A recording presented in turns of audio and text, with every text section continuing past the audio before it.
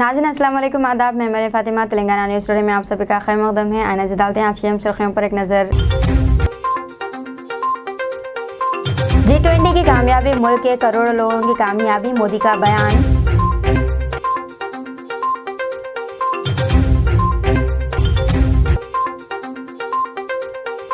RTC से मुलाजिमीन के लिए खुशखबरी, गवर्नर ने बिल को दे दी है मंजूरी।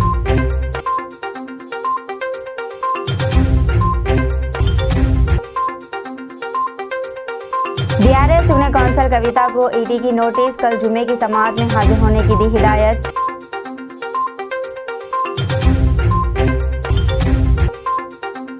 मरकजी वजीर किशन रेड्डी हैदराबाद में गिरफ्तार।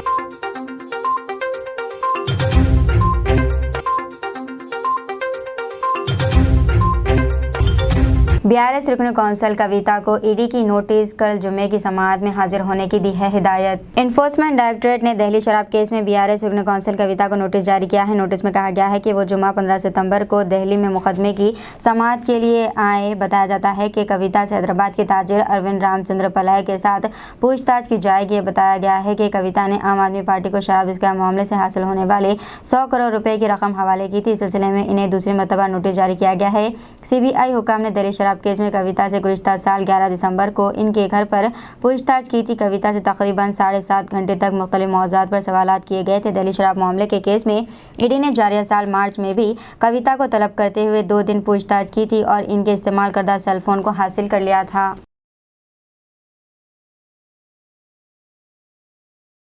फहाशा कहते हुए बदनाम करने पर खातून की इज्तिमाई खुदकुशी। एक शरीफ खातून ने इसलिए खुदकुशी कर ली क्योंकि इस पर फहाशा का इल्ज़ाम लगाते हुए एक शख्स बदनाम करने की कोशिश कर रहा था। ये वाक़या रियासत आंध्र प्रदेश में पेश आया।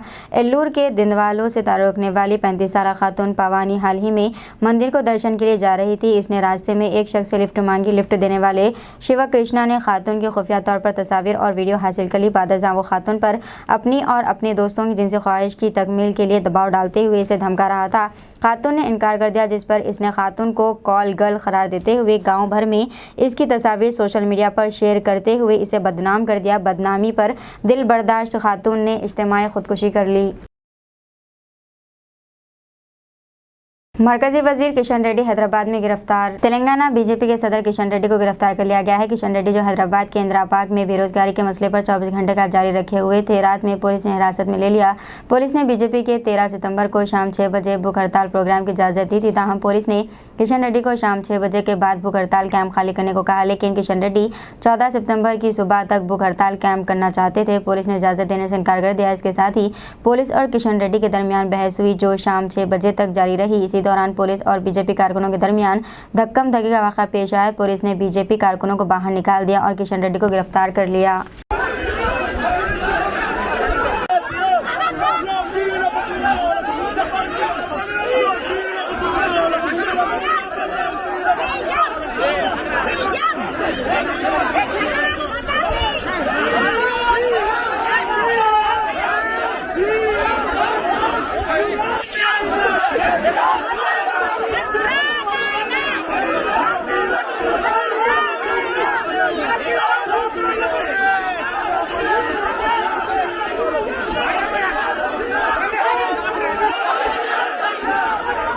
अक़लियतों की स्कीम से मुताल्लिक़ गलत न्यूज़ देने पर एंकर सुधीर चौधरी के खिलाफ कर्नाटक में मुकदमा दर्ज कर लिया गया है। कर्नाटक पुलिस ने एक हिंदी न्यूज़ चैनल आज तक और इसके कंसल्टेंट एडिटर सुधीर चौधरी के खिलाफ अक़लियतों की रियासती हुकूमत की तिजारती गाड़ियों की सब्सिडी स्कीम के बारे में गलत मालूमात फैलाने के इल्ज़ाम में FIR दर्ज की है। FIR चैनल और इसके कंसल्टेंट एडिटर के खिलाफ ताज़ियात हिंद की दफ़ा 505 अवाम फसाद को हवा देने वाले बयानात और 153A मजहब, नस्ल, जाय पैदाइश, रिहाइश की बुनियाद पर मुख्तलिफ ग्रोहों के दरमियान दुश्मनी को फ़रोग़ देने के तहत दर्ज की गई थी। पुलिस ने बताया कि कर्नाटक अक़लियती तरक्याती कॉरपोरेशन के MDC के असिस्टेंट एडमिनिस्ट्रेटर शिव कुमार ने शेषाद्रीपुरम पुलिस स्टेशन में शिकायत की। शिकायत कुनिंदर ने कंसल्टेंट एडिटर पर कॉरपोरेशन के जरिए पेश करदा स्कीम के बारे में झूठी खबरें फैलाने और रियासत में फ़िरक़ा वाराना हम आहंगी को बिगाड़ने की कोशिश करने का इल्ज़ाम लगाया है। आरपीएफ कांस्टेबल की फायरिंग में जांबाज हैदराबादी नौजवान सैयद सैफ की बीवी को डबल बेडरूम मकान अलॉट किया गया। जयपुर मुंबई एक्सप्रेस में रेलवे कांस्टेबल की फायरिंग में जांबाज हैदराबादी नौजवान की बेवा को तेलंगाना हुकूमत की जानिब से डबल बेडरूम मकान अलॉट कर दिया गया है। बैरिस्टर असदुद्दीन ओवैसी सदर मजलिस इत्तेहादुल मुस्लिमीन और रुकन पार्लियामेंट हैदराबाद ने जांबाज नौजवान सैयद सैफुद्दीन की बेवा अंजुम को डबल बेडरूम मकान की दस्तावेजात दारुसलाम में हवाले किए। इस मौके पर बेवा खातून और मरहूम सैफ के मामू मौलाना मुफ्ती मोहम्मद वाजिद पाशा ने सदर मजलिस से इजहार तशक्कुर किया और कहा है कि मजलिस की जानिब से इनके खानदान की हर तरह से मदद की गई है। वाज़ेह है कि हाल ही में ट्रेन में सफ़र के दौरान मुंबई के करीब आरपीएफ कांस्टेबल चेतन सिंह ने ट्रेन में अंधाधुंध फायरिंग कर दी थी। इसी की फायरिंग में जांबाज होने वालों में हैदराबाद का एक नौजवान सैयद सैफुद्दीन भी शामिल था।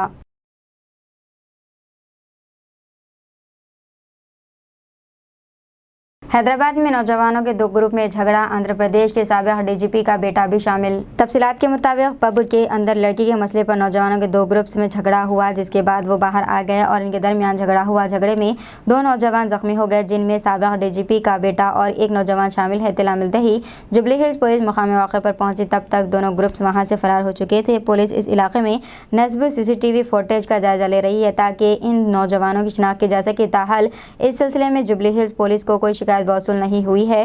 ट्विटर पर एक सारिफ ने आंध्र प्रदेश के साबिक डीजीपी के फर्जंद की जानिब से मुबैना तौर पर हमला किए जाने की शिकायत करते हुए जुबली हिल्स पुलिस और कमिश्नर पुलिस हैदराबाद को ट्वीट किया है।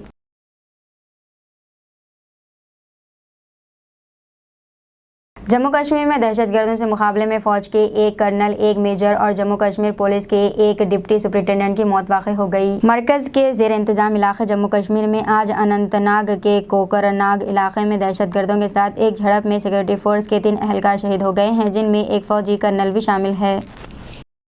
लीबिया में क़यामत ख़ैज़ सैलाब से 20,000 अमवात, जगह जगह नाशों के अंबार, तदफीन के लिए जगह भी दस्तियाब नहीं है। अफ्रीकी मुल्क लीबिया डेनियल तूफ़ान के बाद आने वाले सैलाब से बुरी तरह मुतासिर हुआ है। सैलाब की वजह से हज़ारों लोग जाँबाग हो गए हैं। हर तरफ सड़कों और इमारतों के पास नाशों का अंबार लगा है। हुक्काम का अंदाज़ा है कि ताज़ा तरीन सैलाब में मरने वालों की तादाद 20,000 तक हो गई है। 10,000 से ज़्यादा अब भी लापता हैं। इसी दौरान लीबिया के शहर डेरना के मेयर अब्दुल मुनीम ने अरबी टेलीविज़न को बताया कि इस आफत की वजह से शहर में होने वाली हलाकतों की तादाद 18,000 से 20,000 तक बताई जा रही है। इन्होंने खदशा जाहिर किया है कि साहिल समंदर पर जगह जगह नाशें बिखरी हुई नजर आ रही हैं। इन्हें देखकर बहुत दुख होता है। इन्होंने कहा है कि तदफीन या इज्तिमाई तदफीन की कोई जगह नहीं है। इन्होंने कहा है कि सैलाब के दौरान बहुत से लोग पानी में डूबकर मर गए।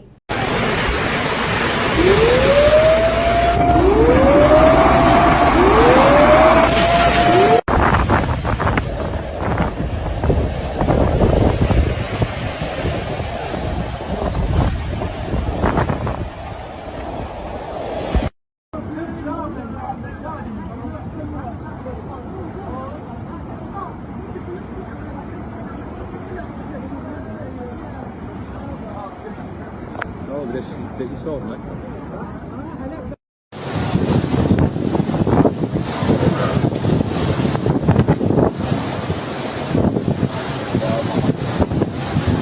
कांग्रेस की स्ट्रेटेजिक कमेटी का इजलास गांधी भवन में मुनक़िद हुआ। गांधी भवन के इंदिरा भवन में साबिक एमएलसी प्रेम सागर राव की सदारत में शुरू हुई, जो हुकूमत अमली कमेटी के चेयरमैन हैं। सीएलपी लीडर भट्टी विक्रमार्का खुसूसी तौर पर मौजूद थे। मीटिंग में साबिक वर्किंग प्रेसिडेंट जेटी कुसुमा कुमार खुसूसी तौर पर मौजूद थे। इस इजलास में हुकूमत अमली कमेटी के तमाम अरकान ने शिरकत की।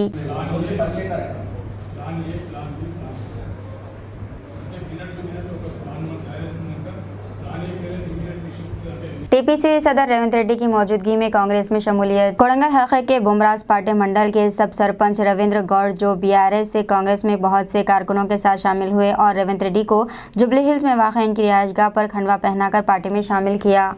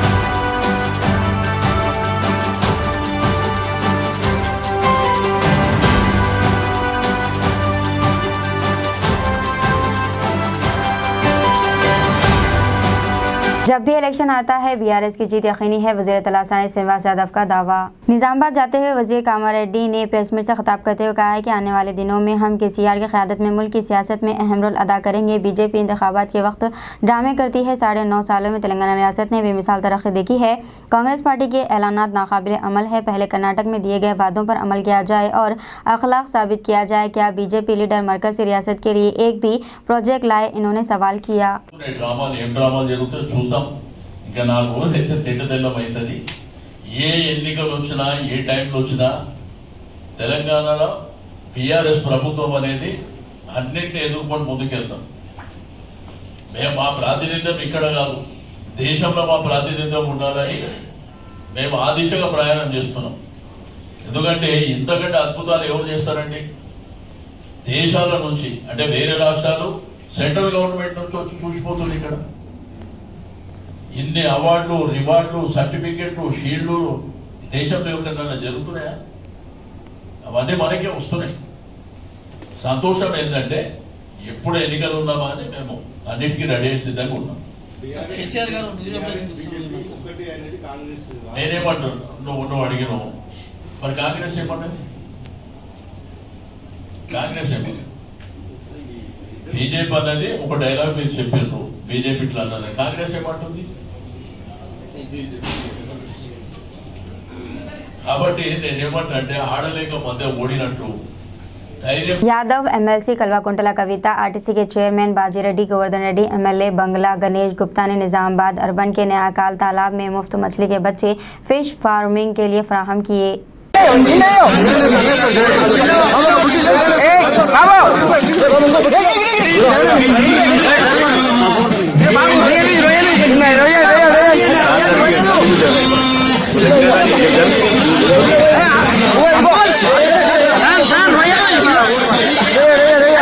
सदर मजलिस बैरिस्टर असदुद्दीन ओवैसी की सरपरस्ती में मुअज़्ज़िज़ रुकन असम्बली मलकपेट ने ज़ेर-ए-इल्तिवा तरक्याती कामों पर अहदेदारों के साथ जायज़ा इजलास मुनक़्क़िद किया। मलकपेट हलक़े के तहत ज़ेर-ए-इल्तिवा कामों का जायज़ा इजलास AIMIM के एमएलए मलकपेट कैंप ऑफिस पंजेशा में मुनक़्क़िद हुआ। अहमद बिन अब्दुल्ला बलाला एमएलए मलकपेट, सैयद मिनहाज उद्दीन कॉर्पोरेटर अकबर बाग एमएलए, सलाम शाहिद कॉर्पोरेटर छावनी बल्दी आबरसानी बरक़ी महकमे के अहदेदारों के साथ मुनक़्क़िद की और ज़ेर-ए-इल्तिवा कामों को जल्द मुकम्मल करने पर जोर दिया गया। इस मौके पर मुक़ामी सुदूर व मुतमद्दिन भी मौजूद थे।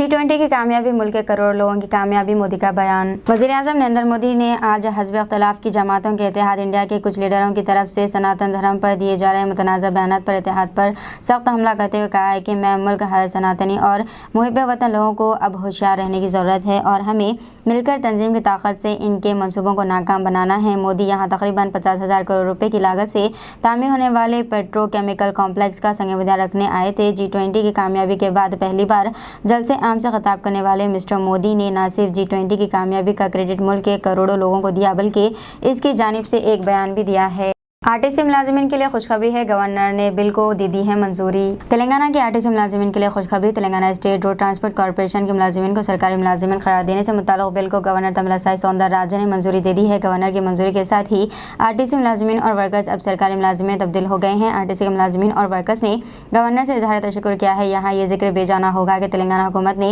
स्टेट रोड ट्रांसपोर्ट कॉर्पोरेशन के मुलाजिमीन को सरकारी मुलाजिमीन का दर्जा देने का ऐलान करते हुए कानूनी असम्बली में बिल मंजूर किया था।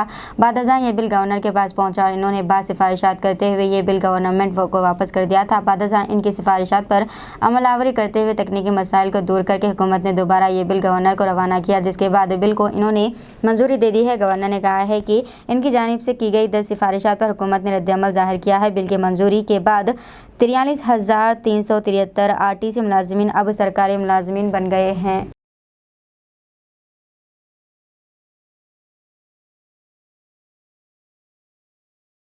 कार का शीशा तोड़कर 5 लाख रुपए की चोरी। तेलंगाना के जिले नलगुंडा में दिन दहाड़े वारदात। पार्क की हुई कार से 5 लाख रुपए की चोरी कर ली गई है। वाक़या रियासत तेलंगाना जिले नलगुंडा के दामाचरला मंडल में दिन दहाड़े पेश आया। दामाचरला से ताल्लुक रखने वाले रियल एस्टेट ताजिर अजमेरा मालू ने एक मकान की खरीदी के लिए मरियालगोड़ा रजिस्ट्रेशन ऑफिस में ज़रूरी कार्रवाई मुकम्मल की। वहाँ से वो अपने दोस्त के साथ 5 लाख रुपए नकद रकम कार में रख कर खाने के लिए गए। एक रेस्टोरेंट पहुँचा। वो रेस्टोरेंट के सामने गाड़ी खड़ी करके अंदर खाना खाने के लिए गए हुए थे कि इसी दौरान मोटरसाइकिल सवार 2 चोर वहां पहुंचे। इन्होंने कार का शीशा तोड़कर नकद रकम पर मुश्तमिल बैग लेकर फरार हो गए। शुबा किया जाता है कि चोर इन पर पहले ही नजर रखे हुए थे और इन्होंने मौका देखकर हाथ की सफाई कर दी। मुतल्लिका पुलिस ने इस मामले में केस दर्ज करके छानबीन शुरू कर दी है।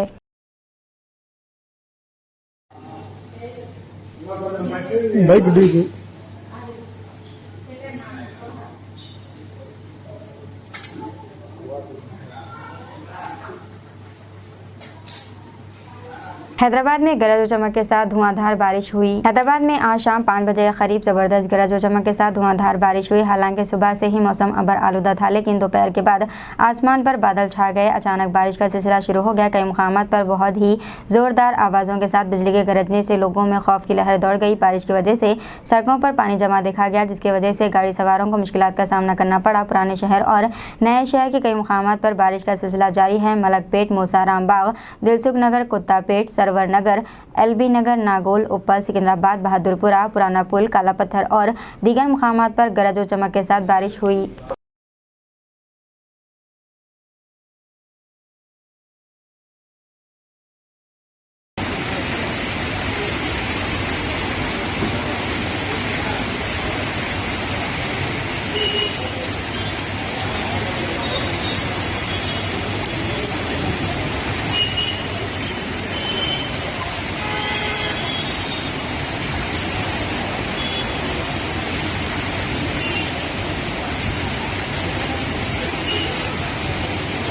मधेश पार्टी के फ्लोर लीडर अकबरुद्दीन ओवैसी ने अखिलती आला अहदेदारों के साथ अनीसुल गुरबा कॉम्प्लेक्स का दौरा किया। मधेश पार्टी के फ्लोर लीडर अकबरुद्दीन ओवैसी ने अखिलती सेक्रेटरी उमर जलील के साथ वक्फ बोर्ड के चेयरमैन मोहम्मद मसीहुल्लाह खान और माइनॉरिटी एडवाइज़र AK खान के साथ आज अनीसुल गुरबा कॉम्प्लेक्स का दौरा किया ताकि इफ्तिताह से पहले आखिरी टचअप देखें।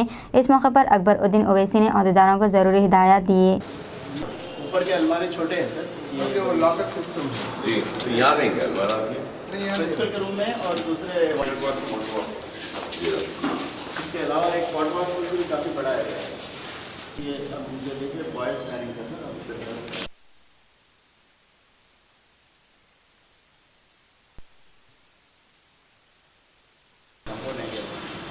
लेना था कॉम्बो लिए तो जल्दी राइस आपकी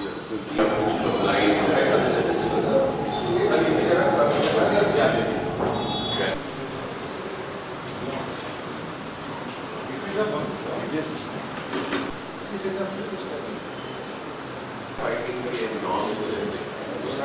थोड़ा सा रहता you have to just have it replace. Union Hyderabad के जिले सदर डॉक्टर SM हुसैनी मुजीब ने आज STC-DTCU यूनिट में दोपहर 1 घंटे तक मुजाहरा किया।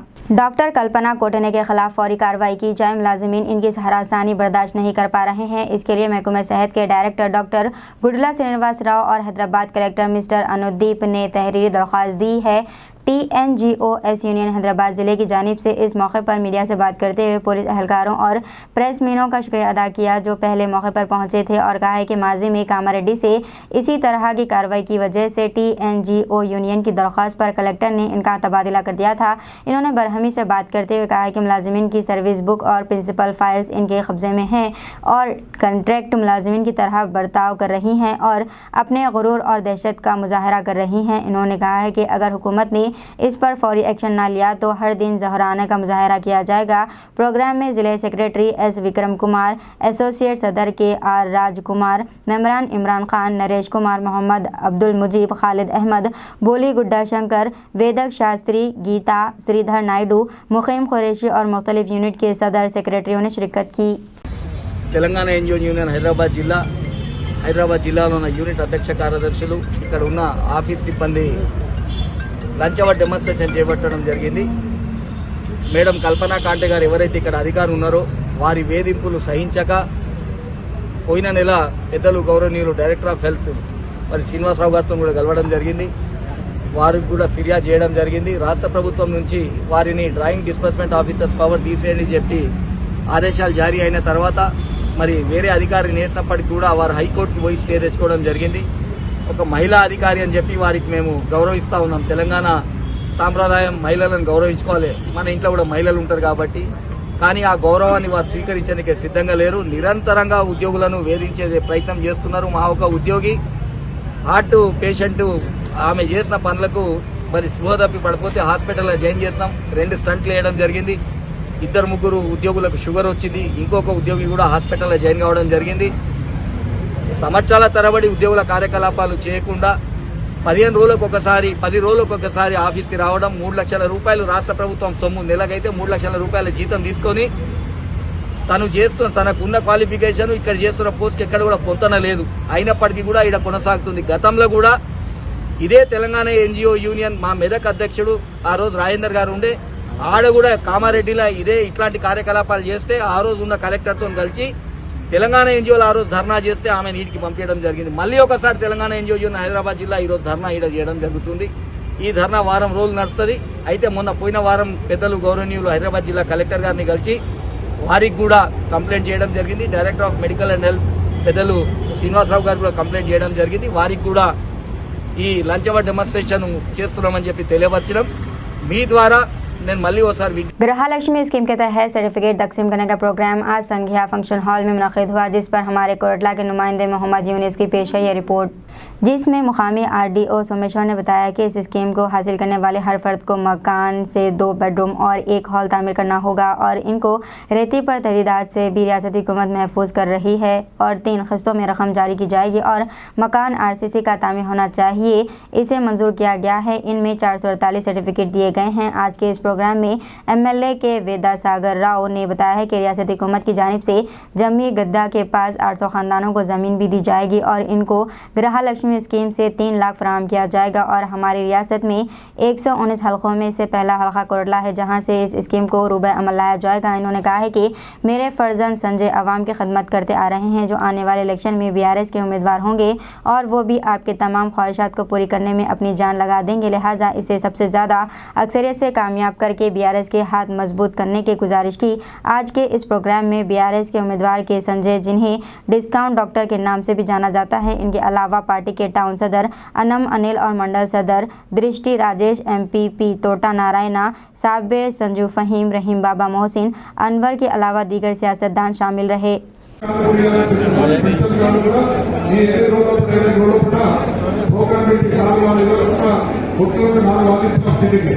ఇక 42 బాగా వర్షాలు ఆపేశాము.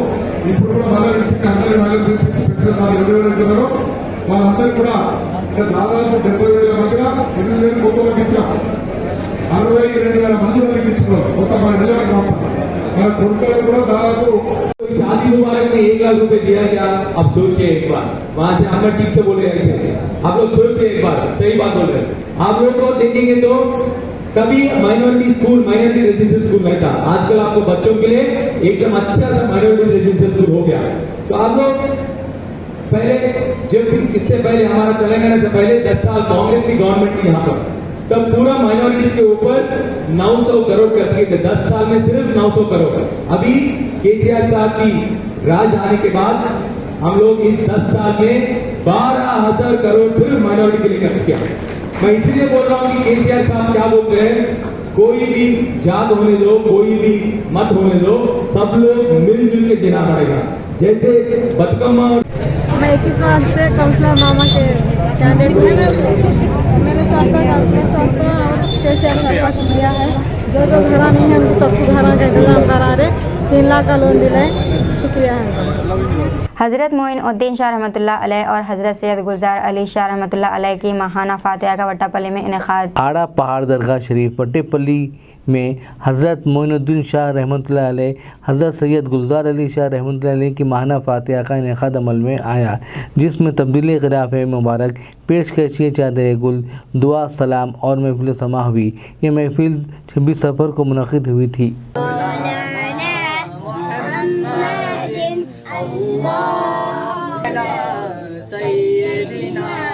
मौलाना मोहम्मद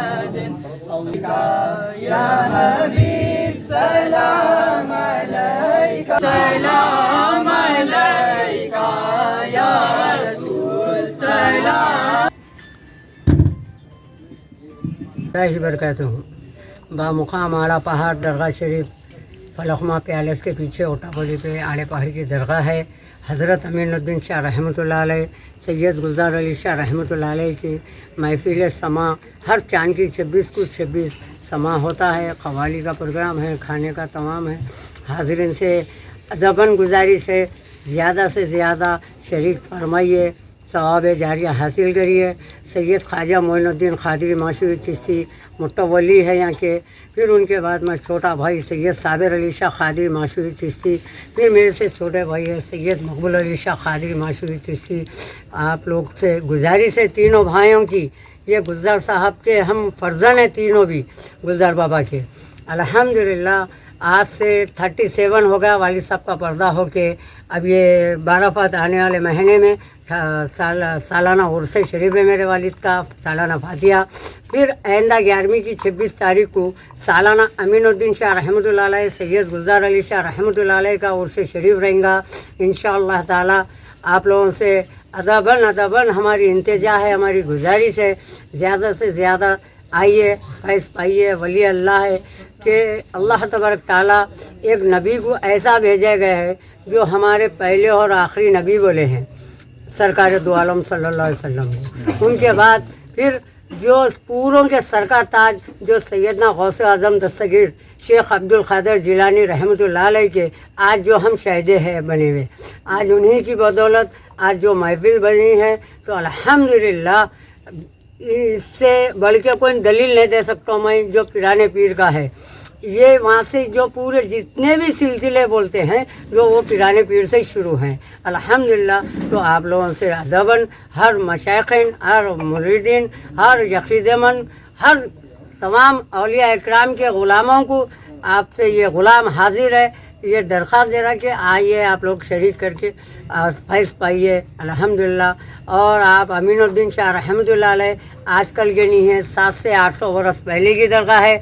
मेरे वालिद आके यहाँ कम से कम 70 से 80 साल हो गया, हम पैदा हुए यहीं, अभी इन्हीं टाइम पे यहाँ पर मौजूद है हम लोग 3 भाई अल्लाह का फजलो करम से। बस आप लोगों से दरख्वास्त है, गुजारिश है, ये मीडिया वालों से भी ये इंतजा है कि ये ज़्यादा से ज़्यादा आप आगे बढ़ाइए चैनल को। इंशाअल्लाह आप लोगों के भी उसमें आपको फैज़ पाएंगे इंशाअल्लाह। मुबारक कब रहता है? ये 11वीं के चांद की 26 तारीख को रहेगा इंशाअल्लाह, और महाना चांद की 26 को समा का प्रोग्राम रहेगा इंशाअल्लाह। जी अच्छा। अस्सलाम वालेकुम रहमतुल्लाहि बरकातुहू। तीनों भाई ड्रग कल्चर, मर्डर कल्चर और सूदखोरी के खिलाफ कुल जमाती शऊर बेदारी इजलास का इंदिरा पार्क धन्ना चौक पर मुस्लिम यूनाइटेड फेडरेशन का इजलास। आज से 10-15 साल पहले शहर में ड्रग नाम की चीज़ नहीं थी, आज क्या से आ गई। आज गली गली में गांजे के पुड़ियाँ बिक रही हैं, बच्चा बच्चा गांजा पी रहा है। हम समाजी खिदमत करने वाले कहाँ जा रहे हैं, क्या करते हैं? पुलिस के पास रिपोर्ट है। उन्होंने सवाल किया कि आप क्या कानून का फ़र्ज़ अदा कर रहे हैं, क्या पासदारी कर रहे हैं? उन्होंने हुकूमत कानून से सवाल किया कि मुस्लिम नौजवानों के पास कौन ला रहा है, ये लोग मुजरिम कैसे बन रहे हैं। इन ख़यालात का इजहार मौलाना हकीम सूफ़ी सैयद शाह मोहम्मद खैरुद्दीन क़ादरी सदर मुस्लिम यूनाइटेड फेडरेशन ने आज इंदिरा पार्क धरना चौक पर दीनी, मिली और समाजी और सियासी जमातों के इश्तराक से शऊर बेदारी इजलास से किया। उन्होंने कहा कि इस वबा के ख़त्म होने तक ये लड़ाई जारी रहेगी। जनाब अबरार हुसैन आज़ाद, जनाब अनवर ख़ान, जनाब अमजदुल्ला खां खालिद, मीर इनायत अली बाकरी, मौलाना आसिफ उमरी, मौलाना मोहम्मद हुसैनुद्दीन जाफ़र पाशा, मिस्टर परवीन कुमार और दीगर सियासी और मजहबी क़ायदीन ने मुखातिब किया। अब कल आप दावत खाए आ जाए तो नहीं जाते नहीं। कल मैं दावत में गया था तो ये एक के बाद सामने वाले की गलती को सुधारेंगे, ये हमारी समाजी कमजोरी हो गई। अब यहाँ पर उसके बाद दूसरा पहलू ये है कि हमारी हुकूमत की कमजोरी है। अब सवाल ये है कि आज से 10-15 साल पहले हमारे शहर में ये ड्रग नाम की चीज नहीं थी, आज कैसा आ गई भाई? आज कैसा आ गया? आज गली गली में गांजे के पुड़ियाँ बिक रही, गली गली में 8-8, 10-10 साल के बच्चे पी रही। वो फिर क्या मुतालिका पुलिस आपके पास इसकी रिपोर्ट नहीं है? अरे हम समाजी खिदमत करने वाले, हम कहाँ जा रहे हैं सो रिपोर्ट है पुलिस के पास। हम किससे बात कर रहे हैं सो रिपोर्ट है। फोन पे हम किससे बात कर रहे हैं रिपोर्ट है। तो फिर क्या ये गैर कानूनी गांजे का कारोबार हो रहा तो इसकी रिपोर्ट नहीं है आपके पास? इसकी रिपोर्ट नहीं है आपके पास? क्या कानून का फर्ज अदा कर रहे हैं आप? क्या कानून की पासदारी कर रहे हैं? एक बेगुनाह को ले जाके मारना आपकी ड्यूटी है? ये मुजरिमों को अंदर डालना आपकी ड्यूटी नहीं है? आखिर कब तक ऐसे मुजरिमों को खुली छूट मिलेगी हमारे स्टेट में, हमारे शहर में? और फिर बोलते हैं मुसलमान बच्चे हैं, तो मुसलमान बच्चों के पास ये चीज ला रहा है कौन? जवाब दो मुझे। मैं कानून से सवाल कर रहा हूँ, हुकूमत से सवाल कर रहा हूँ, मैं पुलिस से सवाल कर रहा हूँ। हमारे बस्तियों में ये ड्रग कैसे आ रहा? और हमारे होम मिनिस्टर साहब, होम डिपार्टमेंट आपके हाथ में है, मगर आपको इमाम ज़मीन बनते हुए सीएम के जो ना हाथा चूमते हुए, पावा चूमते हुए के जो ना फुर्सत नहीं है तुम्हारे को। तुम क्या कौम को मिल्लत के देखते, क्या देखते हैं आप? खैर, क्या खड़ा भर गया तुम्हारा? अब तुम रहने वाले नहीं है। अरे हुकूमत ही रहने वाली नहीं है। अल्लाह चाहे तो इसका, हमारे बाकी साहब बैठे भाई बीआरएस के हैं, आप पुराना को मानो, क्योंकि दिन चलता है तो आग निकलती है, भाप निकलती है, बुरा मत मानिए। लेकिन आपसे गुजारिश है कि आप अपनी हुकूमत को ये हमारा पैगाम पहुंचाइए कि हमारे बस्तियों में ये वबा क्यों आ रही, की वजह से कुछ ऐसे काम अंजाम दे रहे हैं जिसकी वजह से उनकी ज़िंदगी हमेशा के लिए बर्बाद हो रही है। मैं इस प्रोग्राम के तहत हुकूमत से भी और आवाम से भी और हमारे खवास से भी ये गुजारिश करता हूँ कि हर कोई इस मुहिम में हिस्सा ले और इसके लिए आगे बढ़ के काम करे। इंशाअल्लाह हर एक के लिए एक अहम कुल जमाती इजलास रखा गया था और इस इजलास का अहम 3 मौज़ूआत थे कि जो शहर में ड्रग कल्चर फैल रहा है उसकी रोकथाम के लिए क्या करना चाहिए, और फिर जो ना सूदखोरी हर घर में फैल रही है उसके खिलाफ था, जो मर्डर कल्चर फैल रहा है उसके खिलाफ था। तो आज अल्हम्दुलिल्लाह हमारे मुस्लिम यूनाइटेड फेडरेशन के इस मंच पर बिला लिहाज मजहब व मिल्लत, हर कौम व मिल्लत के लोग यहाँ पर मौजूद हैं और हर जमात के लोग यहाँ पर मौजूद हैं। तो यहाँ पर ये पैगाम मिलता है कि ये लानत से बचने के लिए, इस लानत से लड़ाई लड़ने के लिए हम लोग सब साथ हैं, हम लोग सब साथ हैं और हम सब मिलकर ये लड़ाई लड़ेंगे। हमारे शहर से, हमारे तेलंगाना से ये ड्रग जो फैलाया जा रहा है उसके खिलाफ हमारी ये ड्रग कल्चर ख़त्म होने तक हम ये लड़ाई जारी रखेंगे। मर्डर कल्चर ख़त्म होने तक हम ये लड़ाई जारी रखेंगे और सूदखोरी ख़त्म होने तक हम ये लड़ाई जारी रखेंगे। आज हम इस इजलास से हुकूमत तेलंगाना से ये मुतालबा करते हैं कि वो हमारे शहर में, तेलंगाना में जो ड्रग फैल रहा है उसको फौरी रोका जाए।